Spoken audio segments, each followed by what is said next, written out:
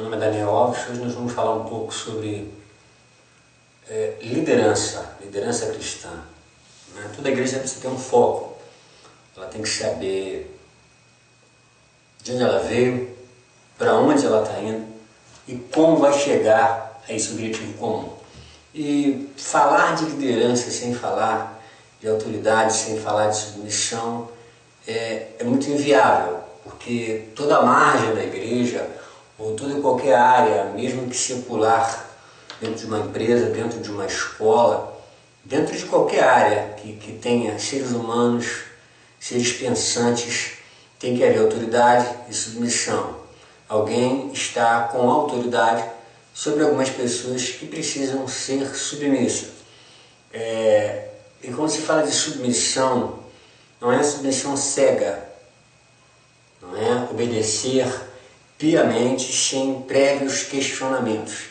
É submeter-se, mas com inteligência, com visão, sabendo também para onde está indo. Né? E para falar sobre autoridade, a autoridade refere-se ao direito e poder para estabelecer, determinar e governar por causa de uma posição ou de um título superior. E falando-se de igreja, dentro da igreja nós temos alguns cargos eclesiásticos, né? Nós temos diáconos, nós temos evangelistas, pastores, e cada pessoa dessa recebe, no ato da imposição de mãos, por isso que existe o período da consagração, o momento da consagração, onde a pessoa recebe sobre ela a imposição de mãos em público, para deixar claro para todos que aquela pessoa, a partir daquele momento, tem uma certa autoridade sobre uma gama de pessoas e que o povo precisa ser submisso a essas autoridades, porque do contrário a coisa não vai funcionar bem. É claro que a pessoa consagrada, seja diácono, seja evangelista, a prática de vida dele, né, como evangélico, é que vai trazer para ele essa submissão das pessoas. Uma submissão que na grande maioria das vezes, para funcionar, tem que ser estabelecida através da influência, e não da autoridade em si. Certo até aí? Bom, e falando ainda de submissão, submissão é um ato de fé e reconhecimento. Ou seja, se existe uma autoridade, vamos supor o pastor da sua igreja chega perto de você e te dá uma determinada determinação, olha, eu preciso que você faça isso. Quando você analisa e vê que realmente aquela questão está dentro do conteúdo bíblico, está dentro de uma lógica, de um direcionamento, que todos vão para aquele mesmo lugar, e você não obedece, você está pecando contra a autoridade. Pecar contra uma autoridade estabelecida por Deus, eu não vou dizer para você que é mais forte ou mais pesado, mas é muito mais difícil você ser perdoado por esse pecado do que o pecado direto contra Deus.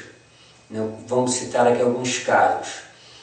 Por exemplo, nós temos o caso de Samuel. Samuel, quando o povo não quis mais ser governado por ele, que o povo de Israel não tinha um rei, tinha Samuel e o povo de repente falou, nós queremos um rei.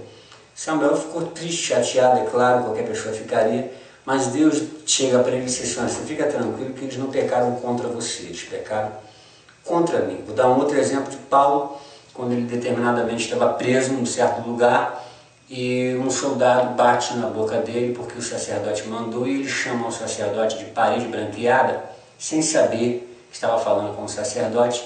E quando o soldado fala para ele com quem ele estava falando, automaticamente Paulo pede desculpas por não saber de quem se tratava. Ou seja, submissão à autoridade. Né? E essa autoridade é só dentro da igreja? Ah, Daniel, então eu vou obedecer o meu pastor? Não. Se você estiver na rua e o policial pedir para você parar, você vai parar. Ah, mas o policial é corrupto. Toda autoridade é constituída por Deus ou diretamente ou indiretamente, chama-se vontade permissiva de Deus. Né? Como essa pessoa chegou no poder? Aí são questões a ser avaliadas. Né? Para isso a gente tem que analisar cada contexto. Certo até aí? Bom, Nesse primeiro tópico, nós vamos falar apenas sobre autoridade e submissão, para que possamos entender, né, essas razões do que se trata. A maior exigência em toda a Bíblia está relativamente ligada à autoridade e submissão. Exemplo disso é que tudo foi criado sob a vontade de Deus, né? E para isso, né, a nossa máxima é nos submeter à vontade de Deus. Por isso que no livro de Romanos, capítulo 12, versículo 2, o contexto diz assim: para que saibais qual é a boa, agradável e perfeita vontade de Deus. Adão e Eva no Éden se esbarraram exatamente nessa questão. Deus como autoridade e eles com a submissão de obedecer, que não se submeteram a Deus, falhando na proposta em que Deus havia colocado para eles.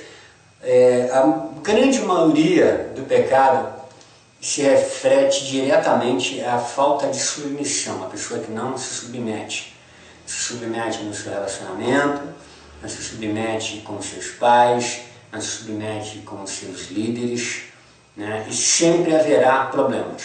Então, para entender o princípio, o pastor que chega ao ministério, ele não é autônomo, ele deve obediência também a alguém.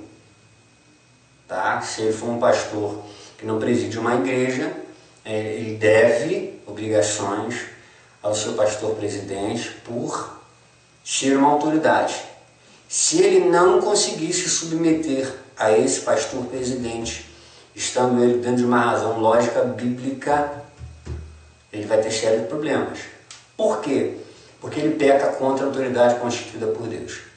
Qualquer tipo de ministério levantado em cima de uma rebelião que não tenha contexto bíblico, ou seja, que o presidente é uma pessoa que foi levada ao ministério legitimamente, e a outra pessoa, o outro pastor, que tenta tomar esse ministério, que tenta fazer qualquer coisa para chegar ao poder, ele vai ter problemas, porque ele não se submete. Quem não se submete aos homens automaticamente terá dificuldade de se submeter a Deus, porque se eu não consigo obedecer a quem eu vejo, como eu posso dizer que obedeço a um Deus que eu não vejo?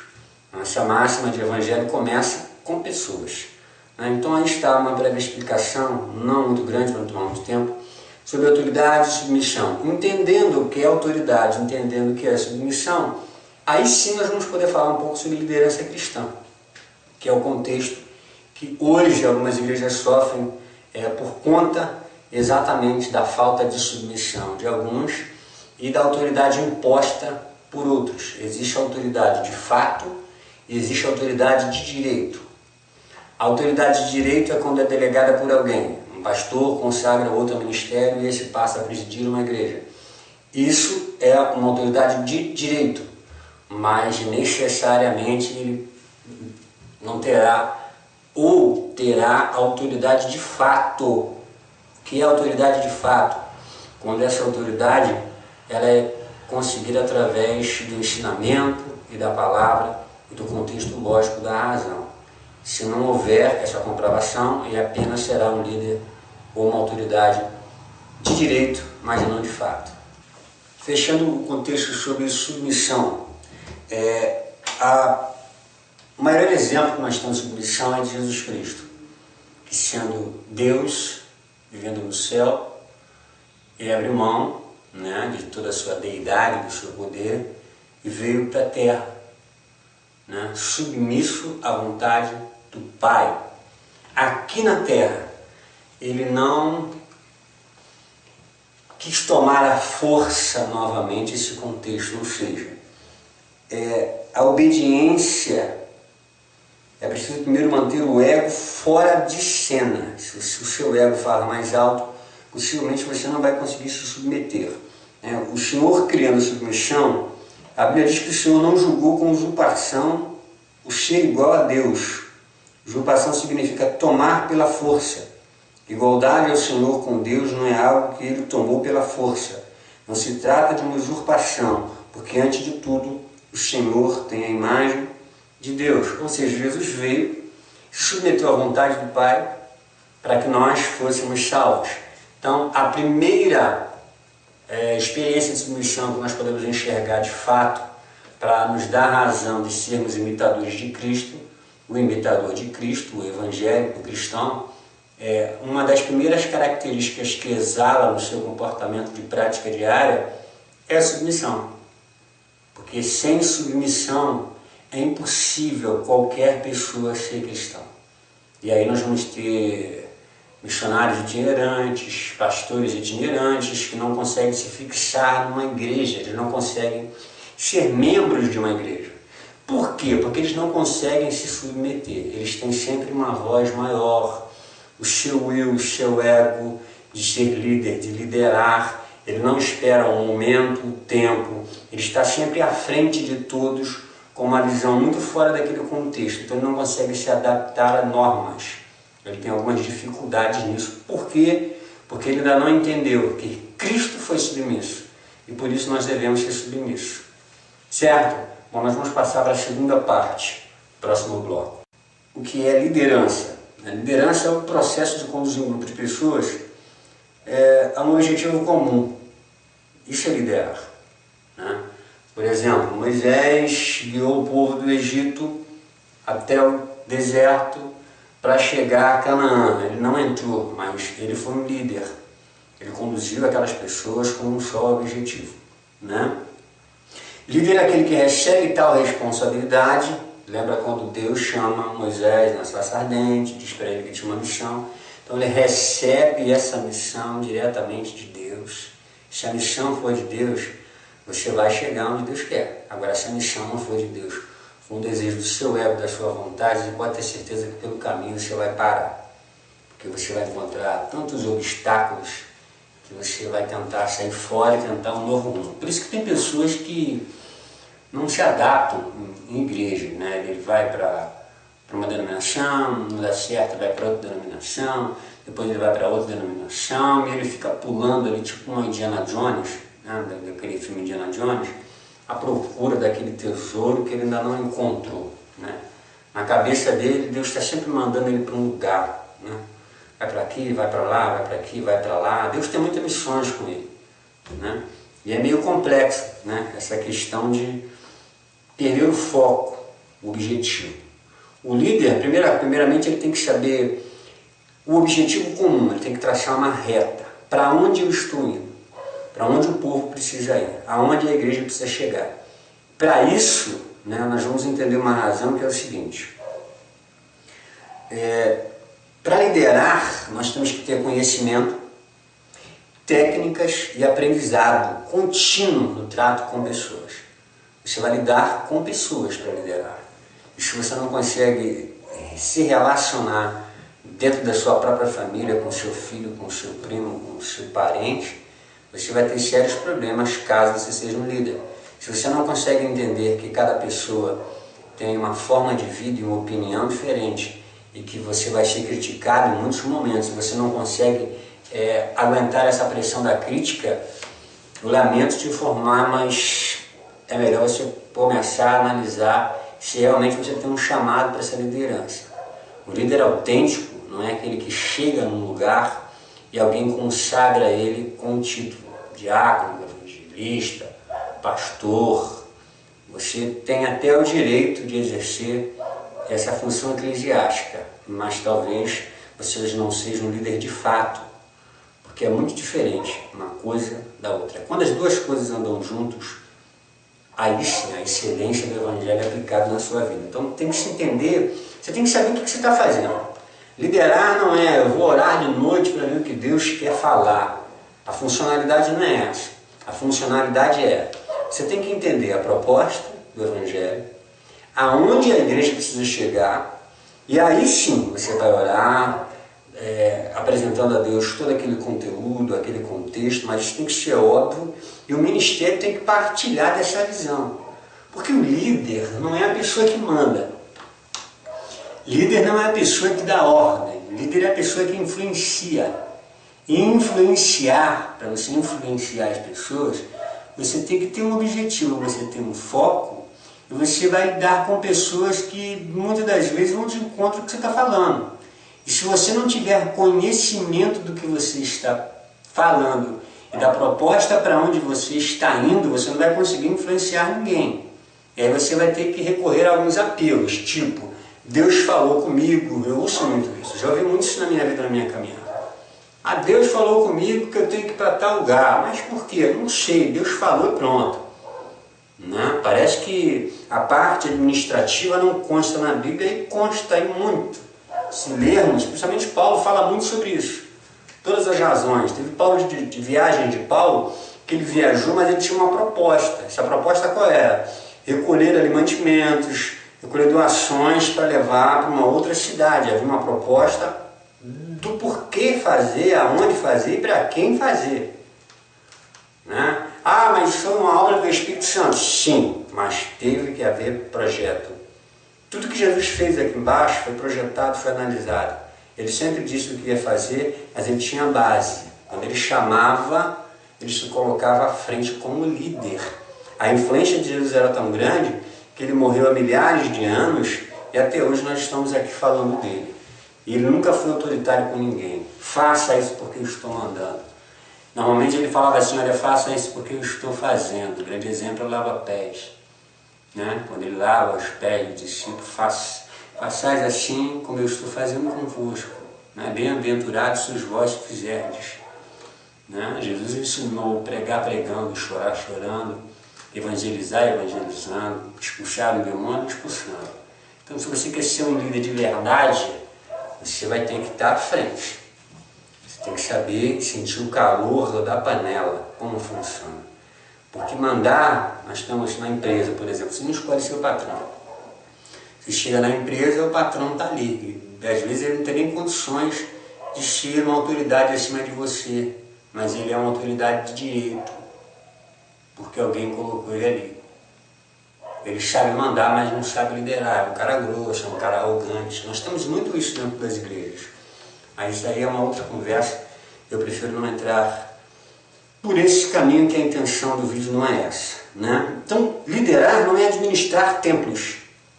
A primeira coisa que a gente tem que entender. Finanças, organizações. Você pode ser um ótimo administrador das finanças da igreja. Por exemplo, não ter nenhuma liderança nesta área. Você pode ser um excelente tesoureiro. Essa parte administrativa você pode ser excelente. Mas de repente se alguém te der uma autoridade acima de algumas pessoas, por você dominar bem aquela área, você acha que vai conseguir realizar. Mas com certeza você não vai conseguir. Né? Primeira coisa que nós temos que entender, né? A liderança é a pessoa que vai conduzir. Para onde? Tem que ter foco, tem que ter objetivo. Falando de foco, o foco começa assim, olha. Pessoas, elas são o alvo da liderança. Não se lidera coisas, lidera-se pessoas. Você não lidera o tempo, você não lidera os bancos, você não lidera a guitarra, você não lidera a bateria. Você pode ter um templo do tamanho do Maracanã. Assim como hoje ele pode estar cheio, amanhã ele pode estar vazio. Dependendo da forma como você estiver liderando. Né? Mais à frente nós vamos falar um pouco sobre estilo de liderança. E aí nós vamos entender um pouco mais por que algumas igrejas estão cheias e outras estão vazias. Né? Então você lidera pessoas, você vai liderar pessoas. Para isso você tem que entender como funciona cada cabeça. Da criança, do adolescente, do jovem, do adulto, de cada razão, de cada processo, ações de comportamento. Você vai ter que entender de muita coisa. E se você talvez falar assim, poxa, mas eu vou ter que estudar psicologia assim. Aí talvez você pense assim, ah, mas Deus capacita os escolhidos. Concordo com você. Né? Para isso existe um monte de faculdade aí para a gente se capacitar. O anjo não vem do céu, abre a sua cabeça e enfia um monte de conhecimento, não. Por isso que a Bíblia diz assim, olha, conhecereis a verdade, ela vos libertará. A verdade é a Bíblia. 66 livros. Você já leu tudo? Não? Então você não está liberto. Dando continuidade, o objetivo. Né? O foco do líder é pessoas. Por isso que a igreja tem que ter bastante evangelismo. Você tem que saber o que você quer. Você quer um templo enorme? Legal, mas vai encher de quê? Só de banco não vai funcionar. Segundo objetivo. Sem objetivo, o grupo se perde. Né? O líder não sabe para onde liderar. Né? O conhecimento de Jesus através do ensino da Bíblia. Ele não sabe o que fazer, então ele fica meio perdido. Tem gente que lidera com campanha, ele não tem foco. Né? Às vezes o foco dele é ganhar dinheiro. Então ele fica criando cada semana uma campanha para as pessoas ficarem vindo, porque a intenção dele é autoajuda. Né? Olha, Jesus está contigo, olha, ele vai mudar a sua causa, olha, ele vai mudar a sua família, e tudo isso são razões nossas, são problemas de alma, não são problemas de espírito. A Bíblia diz que o espírito está pronto, a carne que é fraca. Então nós temos que entender que o líder, o foco dele é pessoas, e ele tem que ter objetivo. Objetivo com o quê? Com o templo? Não, com as pessoas. Para onde que eu estou indo? Estou levando essas pessoas para onde? Né? Essas pessoas me pertencem? São minhas? Não. São de quem? São ovelhas. Ovelhas de quem? De Deus. O maior pastor é Jesus Cristo. Então você tem que ter muito cuidado, porque você vai responder um dia por essas pessoas. O erro que você faz hoje, você pode ficar tranquilo que um dia Deus vai cobrar de você. Então muito cuidado com a sua liderança. Bom, vamos falar um pouco sobre estilo de liderança. Eu conheço 5 estilos de liderança. Né? Autocracia, democracia, volúvel, detalhista e responsável. Autocracia. Decide tudo sozinho. Não dá espaço para os novos líderes. Exigente, foco nos resultados e não nas pessoas. Nós temos que fazer evangelismo porque nós temos que conseguir 100 novos membros. O objetivo dele é 100 novos membros. Né? Agora, aonde ele vai pôr essas pessoas, quem vai ensinar essas pessoas segundo a palavra, isso pouco importa. Se ele atingir o objetivo, ele já está super feliz. Se vier só 10, aí essa campanha vai ter que continuar até vir 100, porque ele tem um objetivo. E o foco dele é chegar naquele lugar. Se ele tiver que atropelar um monte de gente, ele vai fazer isso. Porque na autocracia, o foco é o resultado, não as pessoas. Um grande exemplo disso é a grande maioria das igrejas que trabalham com foco naquele resultado. Vamos fazer essa campanha para acontecer isso. Aquele é o foco. Ele não quer saber das pessoas que vão se deslocar, se 10 vão ser abençoadas e 50 mil vão para casa sem receber nada, se aquele fulano vai ser curado de lepra e o resto vão para casa com os problemas dele. O foco dele é que um seja curado. Um foi curado? Foi. O resto não quer saber. Né? O foco dele sempre é o resultado, não é as pessoas. Isso na autocracia. É ele que faz tudo, ele determina tudo. O ministério não pode se reunir para dar o seu palpite. Olha, isso aqui eu acho que está errado, isso aqui eu acho que está certo. Não. Ele manda, ele fala, ele faz tudo. Tudo é ele. Mais ou menos como o filho de Salomão fazia. Né? Tirou os conselheiros antigos, botou conselheiros novos. Vamos mudar todo esse contexto aqui. Segundo, democrática. Não decide nada. Deixa tudo para que os liderados decidam. O foco nas pessoas e não no objetivo. Esse é diferente. O foco dele é a pessoa. Vamos fazer um evento dia tal. O que vocês acham? Se todo mundo concordar, tranquilo. O povo está satisfeito. Então vamos andando que está tudo bom. E é muito fácil trabalhar assim, porque se der errado, a culpa é de quem? Não é do líder. A culpa é do povo que se comportou dessa forma. Ó, eu não sei de nada porque vocês fizeram assim. Né? Então é uma forma muito estranha de se governar e que também não vai dar certo. Vamos ter problema nessa caminhada aí. Bom, o terceiro é o volúvel, estilo volúvel. É aquele que ele vai com a onda, ele vai conforme o objetivo muda e ele muda também. Se as pessoas quiserem, ele faz, se não quiserem, ele não faz. Ele não lidera, ele não está à frente para levar alguém para lugar nenhum. Ele está ali para chegar em algum lugar que qualquer pessoa que chegar ali na frente falar, ele vai. O negócio dele é estar na frente.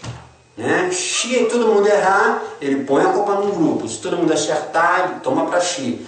Ele é aquele volúvel, ele vai de acordo com o vento. De acordo com o que estiver funcionando, o líder volúvel, ele vai pelo meio.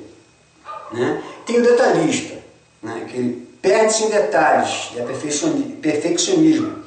Preocupa-se mais com métodos e objetivos, menos com as pessoas. Ele prende tanta coisa, mas tão bem preso, que o Espírito Santo de Deus não consegue atuar nesse universo. A gente prende tudo pra gente, vira tudo uma matemática. E isso é muito perigoso. Né? A matemática onde... Não, eu fiz uma faculdade e na faculdade eu aprendi assim. Porque eu estou falando muito aqui de ensino, de faculdade, e as pessoas falam assim, pô, esse cara está falando que existe uma receita. Não, não existe uma receita. Existem técnicas que têm que ser usadas junto com a ação do Espírito Santo de Deus. Né? Mais à frente eu vou falar um pouquinho sobre isso. E tem o responsável, né? O que assume a responsabilidade da liderança, motivando o grupo a atingir o objetivo, trabalhando com foco nas pessoas sem perder de vista o objetivo. Né? Então ele está trabalhando com foco nas pessoas, o objetivo dele está aqui, ó. Mas ele está sempre preocupado com as pessoas, analisando, será que vão chegar lá, será que não vão? Né? Tipo o Jetro, sogro de Moisés, disse para ele, olha, você vai matar esse povo, está todo mundo no sol quente, pega esse povo aí, rapaz, vai ficar o dia inteiro atendendo isso aí, meses, divide, põe capitão de 200, de 150, porque vai ficar mais fácil andar. A preocupação de Jetro era o povo, né? Com o foco. Então eu quero chegar ali. Vamos pegar esse povo e vamos caminhar 10 dias direto. Você vai matar o povo, você pode até chegar lá, mas vai perder muita gente no caminho, que não é o ideal. Falando um pouco sobre o que eu estava dizendo sobre conhecimento, né? Na questão da pessoa detalhista. A pessoa estudou, se formou, tem conhecimento em algumas áreas. Essa pessoa vai ter um grande sucesso no seu ministério, na sua liderança. Mas, se essa pessoa não tiver uma experiência com Deus, não tiver uma experiência com Jesus Cristo, não se submeter ao Espírito Santo de Deus, ele vai ter problema, porque ele vai ser um excelente administrador, mas vai ser líder de uma igreja fria. E uma igreja fria onde o Espírito Santo de Deus não vai atuar, então deixa de ser uma igreja. Um exemplo disso, Apolo. Se começar a ler as cartas de Paulo, você vai ver que em Corintos, a carta que Paulo escreve a Corinto, ele fala sobre Paulo, né? Que encontrou um certo homem que ele era muito bom com palavras, era bem estudado, mas a Bíblia diz que ele não tinha tido um encontro com o Espírito Santo. Todo mundo adorava as pregações dele, uma grande força. Talvez você até conheça muitos líderes assim. Tem uma mensagem impactante, mas o cara é igual um gelo. Ele não consegue se colocar diante de Deus para que se realize o que Deus quer e não o seu próprio objetivo comum. Então nós temos que ter uma visão de que o ensinamento, o aperfeiçoamento é viável e necessário para a igreja. Sem isso, a igreja vai ter sérios problemas. Pode caminhar, mas com problemas. Mas se o Espírito Santo de Deus, se a ação do Espírito Santo de Deus não tiver lugar nessa administração, você vai ter problemas. Então você vai ter que se aperfeiçoar, vai ter que ter uma visão, saber o que você está fazendo e para onde você vai. Por isso que a Bíblia diz, e o menino crescia em graça e sabedoria e entendimento diante de Deus e dos homens. Paulo foi preso, manda buscar os livros de que ele estudava. Paulo estudou com Gamaliel. No próximo tópico nós vamos falar de técnicas de um bom líder. Técnicas de um bom líder. A primeira técnica que o líder tem que ter é comunicação. Ele tem que saber comunicar. Ele tem que saber se expressar para que as pessoas entendam com clareza o que ele está dizendo e aonde ele quer chegar. Né? Então seria informar de maneira clara, direta e simples, transmitir a visão da necessidade de conseguir o objetivo. Se essa comunicação não for feita corretamente, o líder terá problemas. Né? Então um bom líder, ele tem que saber comunicar. A segunda, né, técnica de um bom líder é saber delegar, dar autoridade para alguém. Acionar os recursos dos liderados, os dons que o Espírito Santo de Deus dá a cada um em prol da igreja. Não é um dom para você usar da forma como você quer. Né? Eu sou um profeta, eu entrego revelações. Isso não é para você não. Não se orgulho muito disso não, porque isso é para uso da igreja. Correto? Na direção do objetivo, fazer com que 1 mais 1 seja igual a 3, e não 2. Organizar tarefas, formar equipes. Então, uma das técnicas é a boa comunicação, a outra é delegar. O líder ele tem que identificar líder, ele tem que observar aquela irmã ali trabalha muito bem com as crianças. Então já é hora de eu começar a delegar um certo poder a ela. Chama na frente, olha, manda a partir de hoje, essa irmã vai trabalhar assim, pergunta ao seu ministério o que as pessoas acham, vê com ela primeiro antes se ela tem interesse, ajude no máximo que você puder, que você vai ver que vai ser um sucesso no contexto da sua liderança. A terceira é inovação. Antes de falar sobre esse contexto, né, eu vou dar uma pausazinha em cima disso, porque nós temos que ter muito cuidado com a inovação. Né? E é isso que eu quero que você entenda.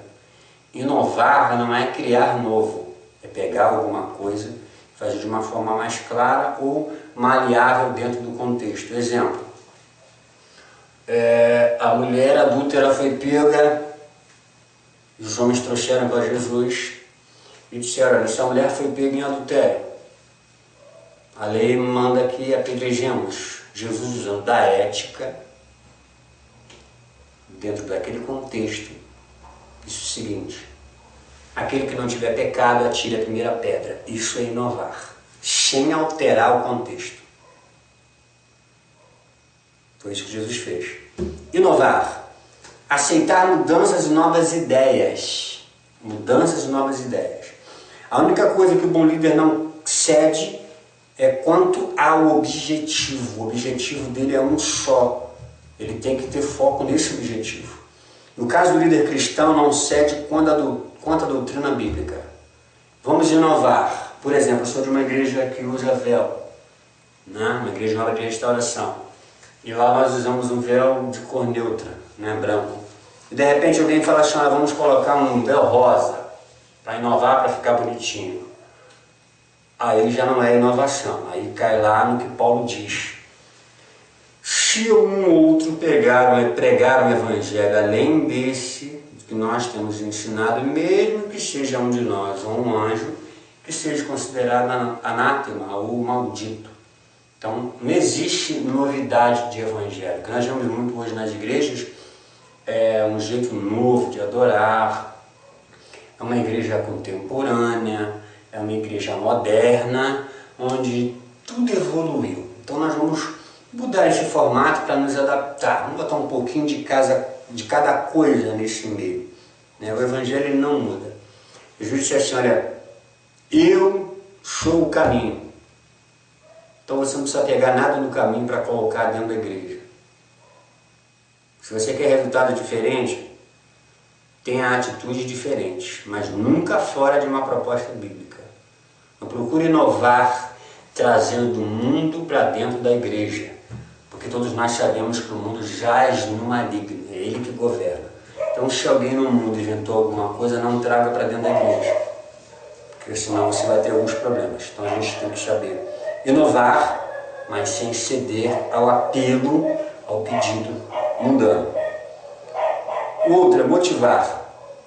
Incentivar novas lideranças, elogiar, estimular a participação dos liderados nos processos que levam ao objetivo final. Ser exemplo de conduta. Então o líder tem que ser um grande motivador. Né? Exemplo, vamos fazer evangelismo domingo. O cara chega com uma cara de triste. Olha, irmãos, estou muito alegre com o Senhor e domingo nós vamos ter evangelismo começando às 2 horas da tarde e vamos ficar na rua até às 17 horas, vai ser muito bom para a igreja, vai ser muito bom para a gente, A cara do camarada já está falando para você que vai ser uma derrota, que ele, se ele pudesse, ele não estaria ali. Né? Então, como é que alguém vai motivar alguém dessa forma? Né? Então, motivar é isso. Você tem que estar à frente, em condição, mesmo que esteja tudo ruim, como também Abacuque 3. Né? Mesmo que a figueira não floresça, você está ali, está tudo dando errado, está tudo fora do contexto, mas você está ali.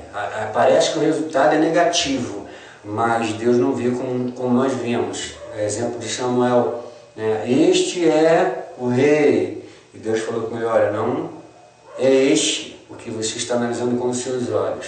Então, mesmo que pareça estar errado e a coisa não vai dar certo, se você receber uma ordem de Deus, algo de Deus para fazer, não desista. Quem tem que te motivar é quem te deu a ordem. Se é Deus que colocou para você fazer, faça. Independentemente se tem a cruz, se tem a pedra, se tem espinho nesse caminho. O que te motiva? Imaginou se Deus faz com você como fez com Elias? Manda você para uma terra e chegando lá, uma terra de seca, onde tem uma viúva que não tem nem o que comer, e você vai ter que ficar ali perto daquela viúva, e aí você iria embora, né?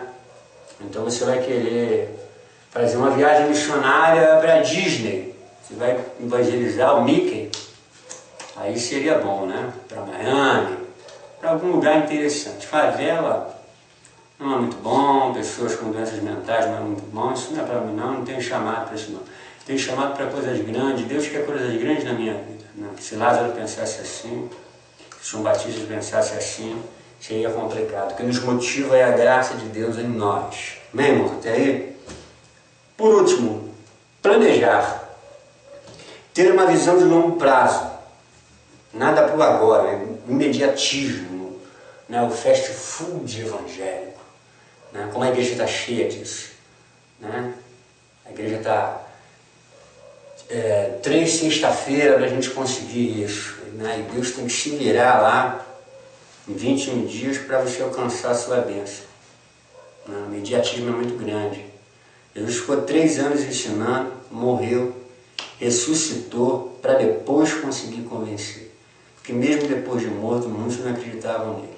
Um exemplo disso que Madalena falou que ele tinha ressuscitado, ninguém creu. Jesus no caminho de Emaús, com os seus discípulos, e até então eles não estavam crendo na vinda de Jesus. Correto? Então, planejar é o último deles. Recapitulando, técnicas do bom líder: comunicar, delegar, inovar, motivar, planejar. Junte essas técnicas, analise, estude, faça tudo isso com o seu ministério, que você vai chegar no objetivo com foco, não perdendo a razão de que o seu maior foco são pessoas, não objetos. Bom, mais à frente nós vamos ver o exemplo de liderança de Jesus. Bom, exemplo de liderança de Jesus. O objetivo de Jesus, né, era salvar os homens do pecado, do mal e da morte. Essa era a máxima dele. Ele comunicou sua mensagem de amor, nova vida, na linguagem do povo da época, com parábolas. Pregou em aramaico, língua corrente da Palestina. Delegou a missão de espalhar a mensagem de salvação a todo mundo. Inovou, rompeu com as arcaicas tradições religiosas da época.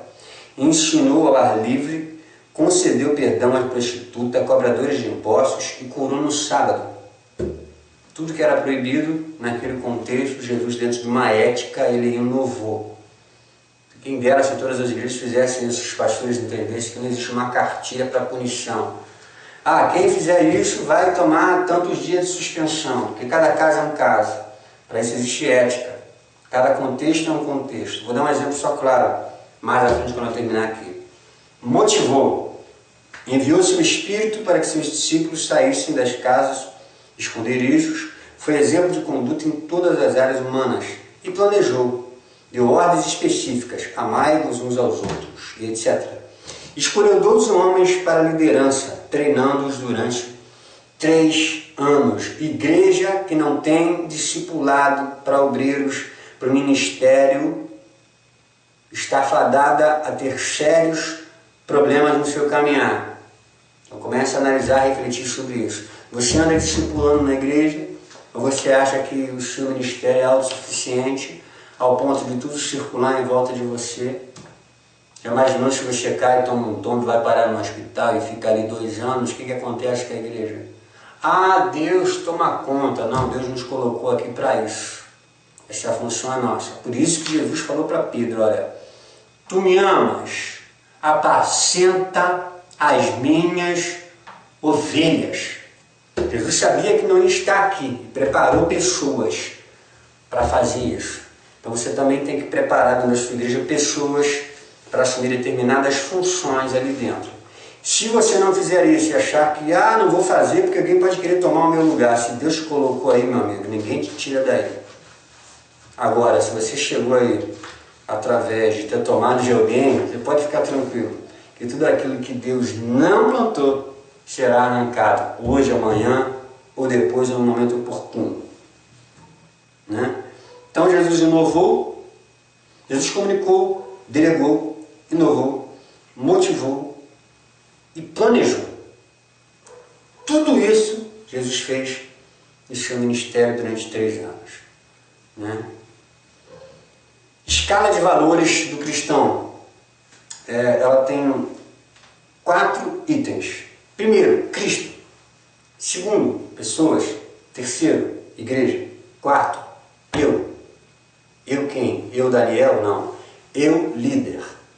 Né? No caso, você que está me vendo agora na internet, porque se automaticamente você viu liderança cristã e foi ver esse vídeo, é porque ou você almeja ou já está na liderança, né? Ou talvez sabe até muito mais do que eu, está dizendo, rapaz, está falando um monte de coisa aí, eu já passei dessa fase, já estou fazendo um mestrado, um doutorado nessa razão. Parabéns para você.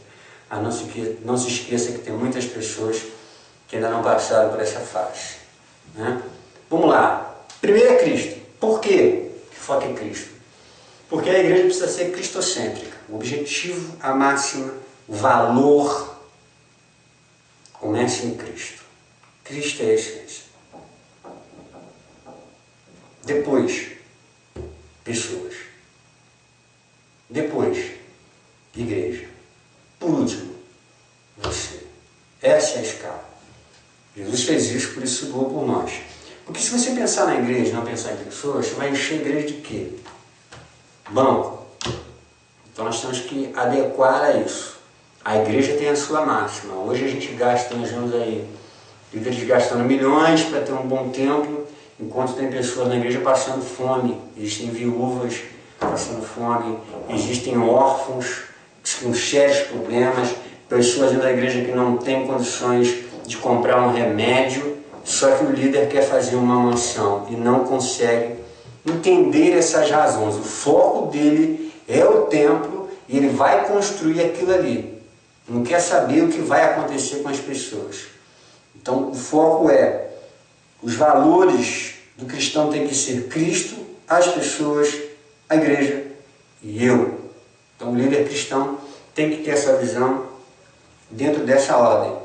O objetivo é servir a Cristo e seu reino como embaixadores. Né? Só ler Mateus 6, capítulo 6, versículo 32, 2 Coríntios, capítulo 5, versículo 19 e 20. A prioridade, né? Estou falando aqui do objetivo da igreja. Né? Você que é líder. Qual é o objetivo da sua igreja? O objetivo da sua igreja é servir a Cristo e ao seu reino. Você é um embaixador. A sua igreja é uma embaixada nesse mundo. Assim como nós temos nos Estados Unidos uma embaixada do Brasil, a igreja precisa ser uma embaixada do céu. Jesus disse assim, olha, meu reino não é deste mundo. Então a igreja é a embaixada do céu aqui. Nós somos embaixadores. Por isso que nós temos que decretar que, quando Jesus disse, venha a nós o vosso reino, para essa embaixada, a igreja precisa ser esse lugar. Prioridade são almas. Prioridades da igreja são almas, não pode ser outra, não pode ser campanha, não pode ser nada a não ser evangelizar, convencer as pessoas do caminho errado que elas estão, com muita calma, com muito amor, com muita paciência, sabendo que você também talvez tenha sido uma das pessoas que muito errou na vida. E você hoje talvez só é um líder porque Deus teve misericórdia da sua vida. Então aprenda também a entender os erros das pessoas e não pisar em ninguém. Se você chegou onde você chegou, entenda que Deus te colocou aí para servir a outras pessoas e não para ser servido por elas. Correto? Método missionário através do corpo de Cristo, ou seja, a igreja. Você vai usar a igreja com aquele grupo de pessoas para alcançar outras pessoas, né? O menor servo dentro da igreja. Página. É você líder. Você é o menor servo dentro da sua igreja. Não é aquele irmãozinho que chegou agora, não. O menor é você. Então o objetivo, servir a Cristo, prioridade de almas, método missionário através do corpo de Cristo, que é a igreja. Menor servo é você líder. Apesar que hoje está meio complexo, as igrejas não estão vivendo dessa forma, né? O menor é qualquer pessoa que esteja sentado lá, nós temos que fazer cada vez uns púlpitos bem altos, então ela fica bem alto, quase na Torre de Babel, tem que estar lá perto de Deus. Nós temos que ser, o líder tem que ser exemplo de humildade. O líder está colocado na liderança para servir. Certo? Se você quer servir, seja líder. Bom, liderança, barreiras e erros. Uma das grandes barreiras é delegar a autoridade a alguém. É uma das barreiras muito grandes que se encontra nas igrejas. Por quê? Desejo de segurança e status. O único líder verdadeiro é aquele que se reproduz. Ou seja, é aquele que consegue, aquela pessoa pode ajudar a crescer, porque a máxima não é você, a máxima é Cristo. E as pessoas estão ali não é para te servir. O dono da casa é Deus, Ele é o dono da obra, não é você. Então se você tiver medo que alguém tome o seu lugar, Deus não te colocou aí não. Né? Então tem pessoas que têm dificuldade de delegar poder. E tem pessoas que delegam para todo mundo. E vai gerar um complicador. Né? Dar direito a muitas pessoas que não é de fato o que está exercendo. Né? Ou seja, tem outras pessoas que são consagradas, que são ungidas ao ministério, que não têm a mínima condição de estar no ministério e passam a estar e exercer esse ministério sem ter legitimidade, sem ser líder de fato ou um ministro de fato. Alguém colocou ele naquela posição. Você deve conhecer milhares de pessoas assim. Né? Só que a pessoa, poxa, aquela pessoa era um pastor, mas ele faz isso, ele faz aquilo outro. Ele é uma autoridade de direito. Ele tem o direito de ser porque alguém consagrou, mas não é de fato, porque não tem vocação, não tem chamado. Mas são outras razões. A outra barreira é a resistência à mudança. Quando tem que se fazer alguma mudança interna na igreja por alguma razão, ele resiste. Não, nós sempre fizemos assim, sempre vai ser desse jeito. Olha, vamos começar o culto, 40 minutos de oração, tem que orar 40 minutos, porque se não orar 40 minutos, nós sempre fizemos assim, parece que vai dar azar, sabe, irmão? Não, se não orar 40 minutos, não vai acontecer, porque Deus não vai ouvir, e tem que ficar 40 minutos orando. Aí alguém fala assim, mas pastor, 40 minutos orando e falando com o Senhor. Não, mas tem que ser assim para você ensinar o povo a orar. A igreja não é lugar de ensinar o povo a orar. A igreja é lugar de adorar. Se chegar um dia lá sentindo o coração, ora o culto inteiro. Mas você tem que entender que se houver a possibilidade da mudança, você não tem que resistir, você tem que analisar o contexto. Né? Então, uma das grandes barreiras é a resistência de alguém. Já sempre foi feito desse jeito aqui. Não pode ser. A roupa tem que ser... a irmã tem que estar assim, desse jeito, com uma blusa de cor amarela. O dia que a irmã chega com uma blusa preta, não pode. O dia que a irmã chega com uma blusa lilás, não pode. Né? Então, são razões que criam barreiras na igreja. A outra é a falta de autoestima. A igreja está batida, está caída, então é uma das barreiras. Só os líderes seguros são capazes de doar. As melhores coisas acontecem somente quando você dá a fama aos outros. Tem gente que gosta de assumir tudo para ele, né? Não fui eu fiz, eu aconteci, né? Então passe a entender isso. Se alguém levar a fama por aquilo ali, ela vai ser estimulada a querer fazer, mesmo que ela não saiba, ela vai querer aprender. Um desafio ao serviço. A verdadeira liderança não pode ser concedida, nomeada ou atribuída. Deve ser conquistada. O líder tem que inspirar a confiança e merecer o respeito de seus liderados. Quantas pessoas você conhece assim? Que chegou na liderança por merecer essa liderança e não porque é filho do pastor, sobrinho de não sei quem, né? Às vezes a gente tem um hábito, não, o filho do pastor vai ser pastor. E nem sempre é assim. O líder ele é identificado pelas suas razões. Exemplo, Pedro disse, eu vou pescar. Não chamou ninguém, todo mundo foi com ele. Quando disseram que Jesus tinha ressuscitado, Pedro e João correram para o túmulo. E quando chegou na entrada do túmulo, João estava na frente para a espera. Espera quem? Pedro, o líder, chegar e entrar. Até então ele não era o líder. Depois que Jesus falou que ele seria o líder, apacenta as minhas ovelhas, ele ficou meio inchado, né? Eu fui chamado, eu fui escolhido.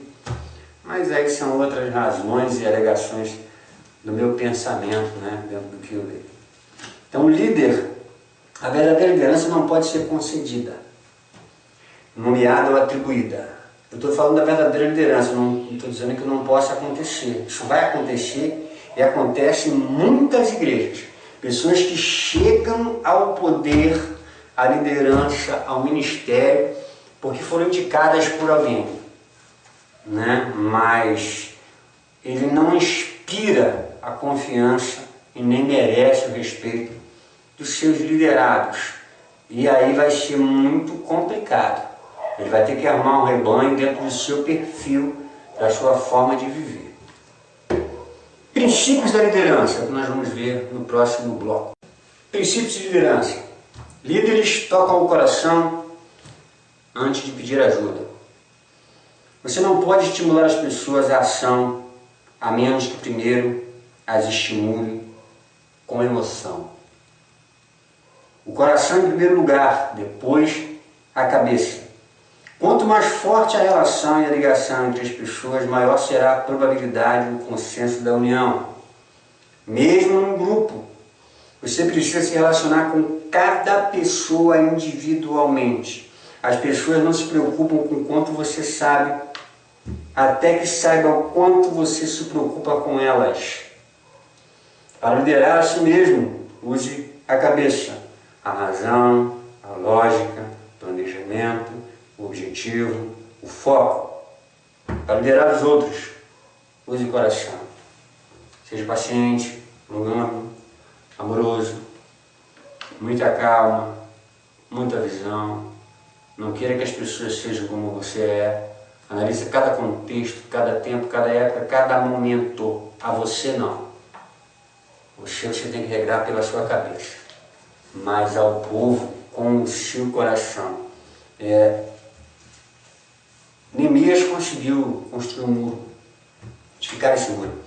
E na Bíblia está assim, olha, e o coração do povo moveu-se para construir um muro, o idealizador. Quem idealizou foi Deus, colocou no coração de Neemias.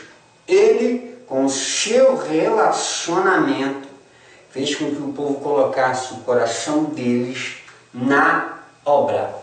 A igreja anda dessa forma.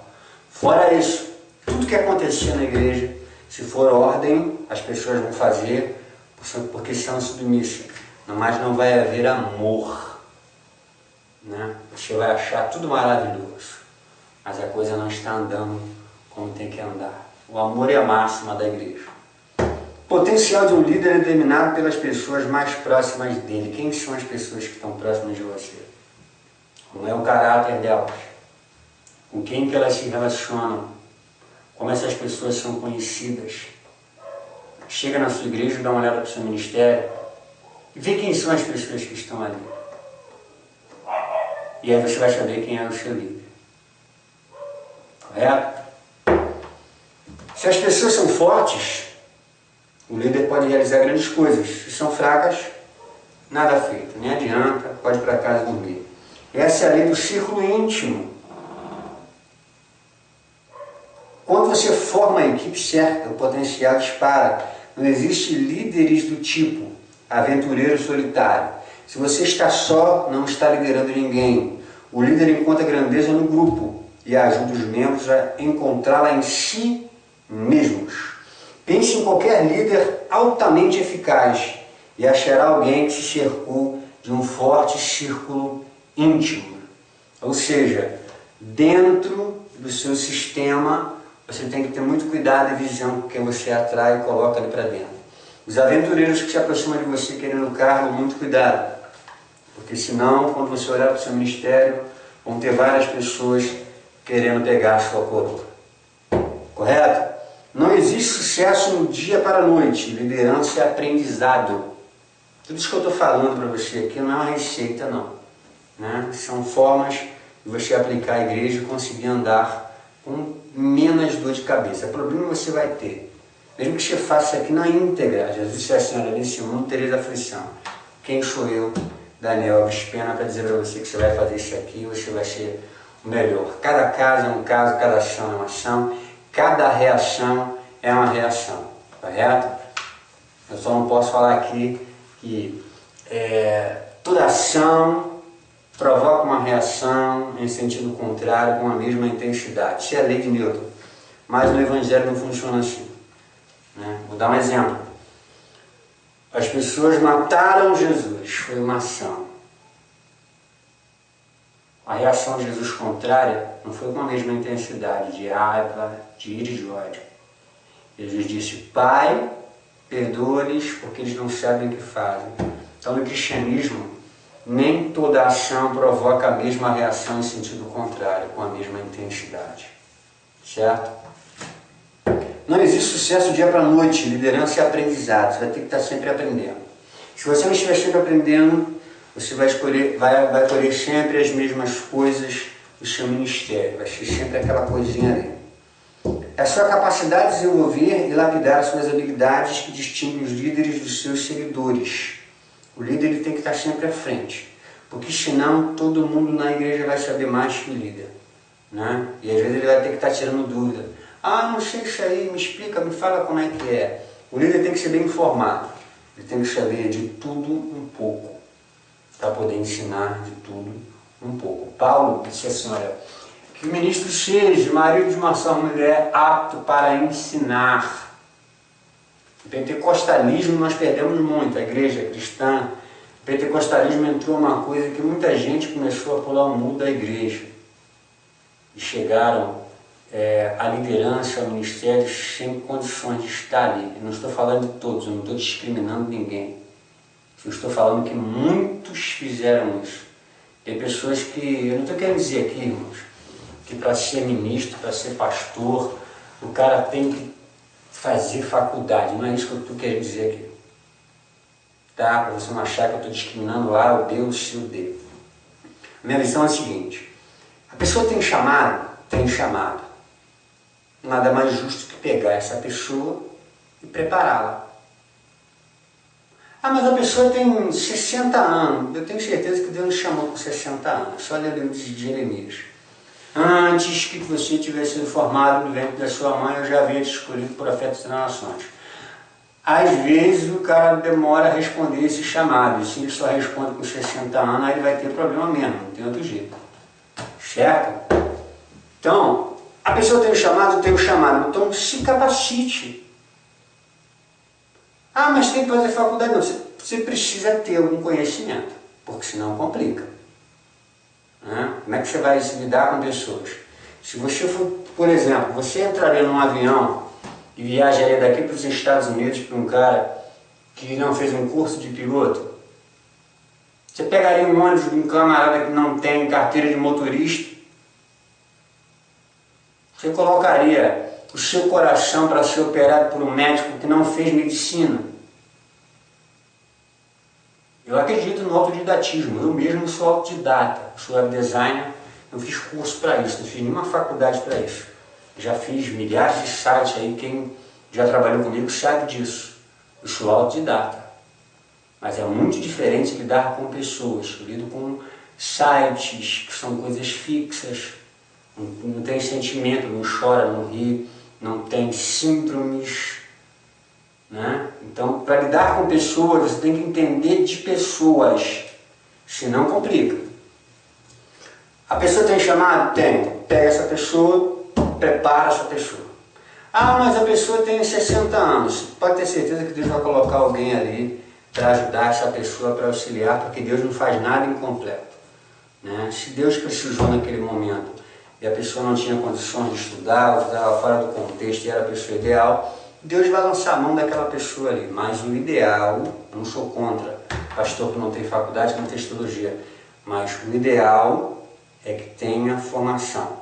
Se chegou até ali e a pessoa chegou no ministério e foi caminhando, Deus está com ela pela escolha de Deus, vai andar, mas vai chegar um determinado momento que vai ter muito mais problema do que uma pessoa que entende o funcionamento, que entende de pessoas, certo? Então eu não sou discriminatório, até porque eu tenho excelentes relacionamentos com pessoas que não fizeram faculdades.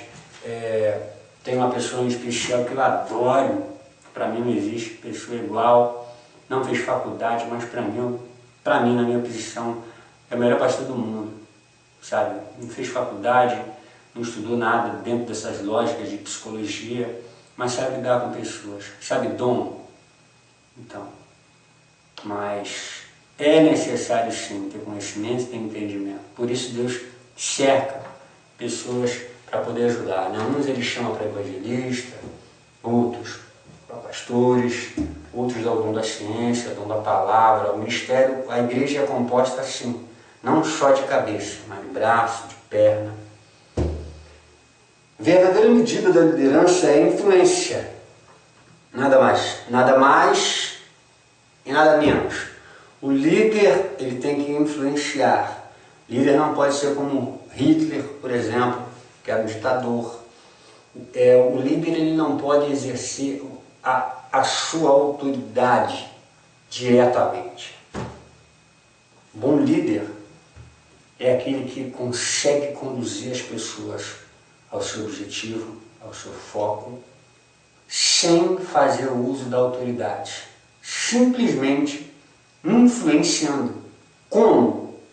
Fazendo com que as pessoas pensem o que você está pensando, queira o que você está querendo. Daniel, isso é muito difícil, sim, mas não é impossível. É só você ler um pouquinho de Maquiavel, é só você ler um pouquinho da Arte da Guerra de Sun Tzu, é só você ler alguns outros livros que você vai entender que Jesus fez isso o tempo inteiro. Ele abriu mão da autoridade, né?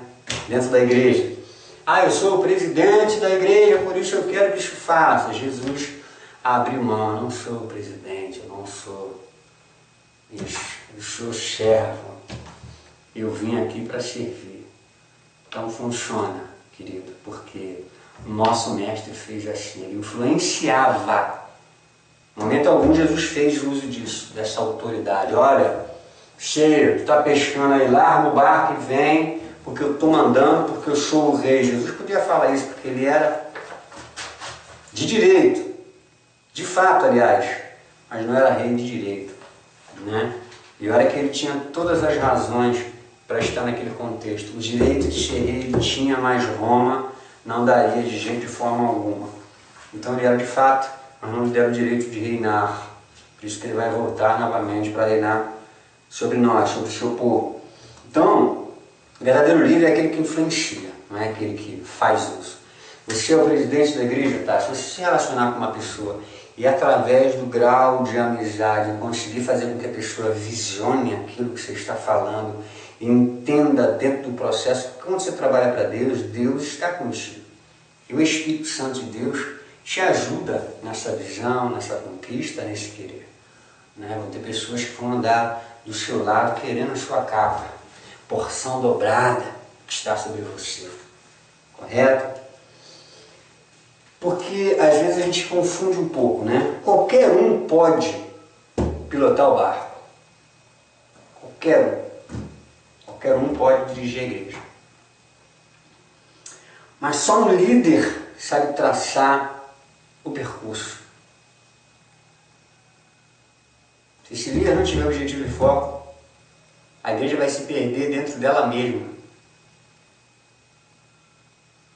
É aquele grupo de religiosos que todo domingo vai para ali, aleluia, glória a Deus, vamos cantar um hino, vamos fazer uma oração, depois volta para casa, mas não tem foco, não tem direcionamento. Olha, nós precisamos fazer isso, nós estamos com essa carência, nós temos que fazer evangelismo, olha, tem esse pessoal aqui. A necessidade é essa, né? Cada um na sua função. Hoje são poucas as igrejas que os diáconos exercem a função diaconal de fato, como a Bíblia diz. São poucos os evangelistas que exercem a função pela qual eles foram consagrados. Ou a igreja abre os seus olhos para esse fato, ou nós vamos criar vários cabides, botar um monte de gente em funções apenas para ficarem pendurados na parede. Ah, que bonito, ah, que legal. Né? Tem que funcionar. É mais ou menos como uma empresa. Tem o seu presidente, o seu vice-presidente e tem os funcionários. Quando você chega na empresa, a igreja tem meta para bater. O funcionário chega ali trabalhando em produção, vamos fazer 1000 cadeiras. O funcionário não sabe nem por que ele está fazendo aquelas 1000 cadeiras. O interessante dele é o salário dele. Mas aquelas 1000 cadeiras tem projeto, tem foco, tem uma outra empresa que vai comprar. Aquele que está fazendo nem sabe a cor que vai ser. Mas já tem um outro que não sabe nem como vai ser a cadeira, mas ele sabe a cor que vai pintar. E no reino de Deus funciona dessa mesma forma. Se cada um fizer a sua parte, no final a coisa funciona, né? Mas o líder tem que traçar essa reta, porque senão o povo perde estímulo. E fica, sabe aquela coisa de sempre a mesma coisa? Você vai na igreja, vamos cantar o hino tal, né? Fica todo mundo lá. Ai, fuja a glória eterna. Agora vamos ver a oração do irmão tal. E aquilo ali vai ficando aquele marasmo sem foco, sem direção, sem objetivo, sem idealismo. O que a gente quer afinal? A gente quer uma bênção, Deus vai abençoar e vai... A proposta do Evangelho não é essa, né? Se lá na sua igreja você vive assim, você está muito fora do que Jesus ensinou e veio ensinar aqui, correto? Bom, requisitos para ser um bom líder, é o próximo tópico. Requisitos para ser um bom líder, né? Um tópico de agora. A característica da liderança cristã. Capacidade de liderar é um dom de Deus. Você não acorda, vamos fazer uma faculdade para formar líderes. Vamos lá, vamos pegar lá os vídeos que os Daniel estão fazendo, vamos ensinar aqui na igreja. Você vai ensinar isso para 100 pessoas. E talvez ali no meio só 3 tenham o dom. E aí complica. De repente a pessoa não tem o dom, mas fez o cursinho de líder. Não, o cara se formou, tem um diploma de liderança cristã. Se ele não tiver dom, meu querido, se papai do céu não tocar com o dedinho lá, não vai funcionar, porque ele é que escolhe as pessoas para liderar, não somos nós. Então você tem que saber identificar quem você chama para as possíveis lideranças na sua igreja. Essa capacidade deve ser desenvolvida para a educação, instrução e treinamento. No reino de Deus, a liderança deve ser exercida por aqueles que demonstram o desejo de servir, não de aparecer. O Evangelho em si é um serviço de Deus aos homens que destes a seus semelhantes. Examine-se e veja o seu desejo é motivado pelo desejo de servir ou de ser reconhecido. Se você quer ser reconhecido, vai ficar complicado. Se você quer servir, já é um bom sinal que você será líder. Todo líder é um bom servo, né? O líder não acorda de manhã, eu quero ser líder, eu vou ser líder, eu tenho um chamado. Eu escuto tanto isso, eu tenho um chamado. Ninguém é chamado para ser servo, né? Paulo, primeiro, a carta que ele escreve para Roma, né? Os Romanos, ele diz: eu, Paulo, servo, chamado para o apostolado, né? Normalmente o líder ele não quer ser líder. Ele lidera, às vezes até inconscientemente, mas ele não quer, ele não almeja, porque Deus coloca isso dentro dele exatamente para o ego ou o superego não matar ele na caminhada. Facilidade de expressão e conhecimento gramaticais ajudam o líder na tarefa de comunicar. Então você tem que ter muito cuidado com o que você fala, né? Você começou na primeira pessoa, né, do singular, você não vai terminar a formação dessa frase na terceira pessoa do plural, né? Tipo, a gente foi, gera algumas complicações, até porque existe muita gente inteligente que vê vídeo na internet, até pregações, e o camarada ele atropela um monte de coisa.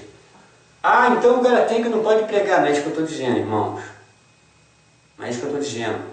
Não estou dizendo aqui que a mensagem tem que ser falada só para um cara que tem doutorado, não é isso que eu estou falando. Eu estou dizendo que se você tem possibilidade de parar e fazer um cursinho, você vai melhorar a sua comunicação e a credibilidade dentro do que você fala vai ser muito maior. Até no relacionamento traquejo com pessoas. Né? Para você não ouvir, pô, o cara não sabe nem falar. Aí o cara vai usar aquele versículozinho que virou até um chavão, né?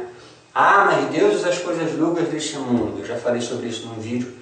Não vou voltar a repetir aqui, mas procura na internet e você vai ver que eu já fiz um vídeo falando exatamente sobre isso. Coisas loucas deste mundo, não é qualquer coisa que eu faço, que eu falo. Quanto melhor for a vida devocional do líder, melhor será a sua liderança. Você tem que conhecer a palavra, não é? Vai pregar o fulano de tal, o cara abre a Bíblia lá em qualquer lugar e começa a ler aquele versículo como pretexto e fala tudo o que ele quer naquela mensagem. A mensagem ela tem que ser lida e explicar o conteúdo. Não é como as pessoas estão fazendo por aí afora. Lê o versículo como base, prega um monte de coisa fora do que está ali. No final, ele não consegue concretizar o contexto que ele leu. Certo? Todo líder deve conhecer regras parlamentares. Vai abrir uma assembleia, né? Como se portar nessa assembleia, apoio, proposta. O líder tem que conhecer isso, né? Porque senão como é que ele vai liderar? Ele vai chegar numa assembleia e fazer uma bagunça, né? Então tem que ter um preparo para se fazer isso. Ao liderar não pode faltar o conhecimento básico de boas maneiras, isso ajudará no seu intercâmbio social. O que é boas maneiras? É saber se portar, brincar nos momentos certos, saber com quem brincar, que brincadeira utilizar. Você tem que entender cada perfil de pessoa como ela é. Aquela não gosta de brincadeira, aquela gosta de brincadeira, aquela gosta de brincadeira, mas essa hora não é hora de brincadeira, né? Então nós temos que ter essa forma aí de poder nos relacionar com as pessoas. Conhecimento específico e profundo do que se diz respeito ao seu campo de ação. Você é crente? Acho, você é líder? Você conhece o contexto bíblico? Ah, mais ou menos, porque eu nunca consegui ler a Bíblia toda. Quantos anos você tem? Eu tenho 40. Pô, quanto tempo você é cristão? Ah, 20 anos você não conseguiu ler 66 livros? Está esperando Jesus voltar para ler lá no céu? Começa hoje, meu querido, a ler a palavra. O bom advogado, que estuda 5 anos, ele se forma sabendo a lei. O bom médico se forma sabendo que ele... Você começou a falar, já sabe o que você tem. O cristão tem que ser assim, né? Você vai errar menos, porque você vai saber se está certo, se está errado, como ensinar, como falar. Tem várias outras razões aqui, mas se eu começar a estender muito, vai ficar muito grande. Conhecer bem a escritura, né? Acerto na escolha de auxiliares, dará tranquilidade ao líder, escolher a pessoa certa. Administração em grupo, né? Diretoria com distribuição de tarefas, deverá manter a unidade e a pluralidade da ação. O líder evangélico, ao ter que tomar uma decisão, deve observar os seguintes princípios. Próximo bloco. O líder evangélico, para tomar algumas decisões, tem que seguir alguns princípios. Na minha ótica, tá, querido? Não é obrigação sua fazer, não. É apenas um modo como eu vejo. Nada se faz sem consultar a Deus. Um razoável período de oração deve preceder a cada decisão. Aí você vai me perguntar assim, Daniel, eu saio na rua, me dá vontade de tomar uma Coca-Cola. eu vou orar a Deus para ver se pode, se não pode. Aí eu vou perguntar se você está querendo brincar comigo, né? Porque eu estou falando de liderança, né? São coisas sérias, contrastes sérios. Quando se diz nada se faz sem consultar a Deus, está falando de referência à igreja, a contexto de líder, de liderança.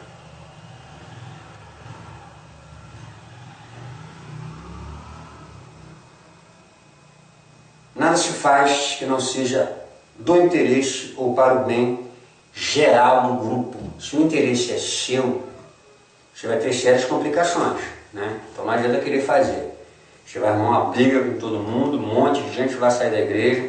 Você tem que entender essas razões. Se você não conseguir influenciar as pessoas, comece a analisar até que ponto Deus colocou isso no seu coração. Mais de 10% do grupo contrário a qualquer decisão deve fazer com que o assunto fique sobre a mesa para reestudo, não empurrar garganta abaixo das pessoas. Nada se faz sem consultar pessoas que já tiveram o mesmo problema ou pessoas mais experientes. Isso não quer dizer que a experiência da pessoa, você tem que ir lá ouvir. Como é que você fez?